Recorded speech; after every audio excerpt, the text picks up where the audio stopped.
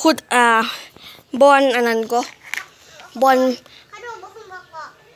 ขนมที่บับฟักเขาจะใช้อันนี้ขุดนี่อันขุดเจาะลงไปขุดกันเลยมาแม่ตัวกระไซเกอร์ปะนี่ปอหมดเลย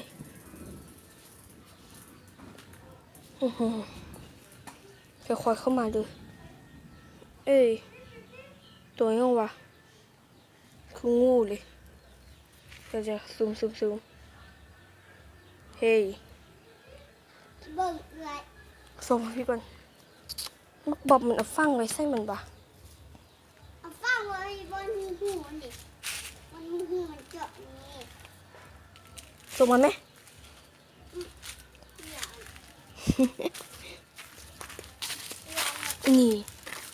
นี่เจอแล้วอันนี้คือขนมที่บอบฟังไว้มันฟังไปกินเอามาให้หมดกินบอเขาเอาไปไว้บนอื่นให้มันเพราะว่าเดี๋ยวแล้วเราลองจะติดตามมันเบิ่งบ้างมันจะออกมาเอาเนาะได้เนาะเดี๋ยวเอาฟังไว้ให้มันคืนฟังให้มันคืน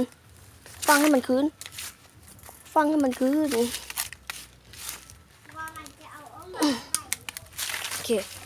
เรียบร้อยเปลี่ยนเป็นฟังซื่อๆเนาะ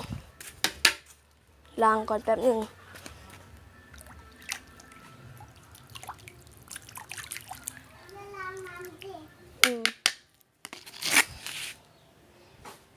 ป่านนี้หมดเลยก็จบไปแล้วเนาะกับการขุดบนฟังของไอโชว์วันค่ะเป็นอะไรเมื่อเห็นเมื่อได้เมื่อเห็นบอเห็ดเป็นใหม่เป็นอะไรเมื่อเห็น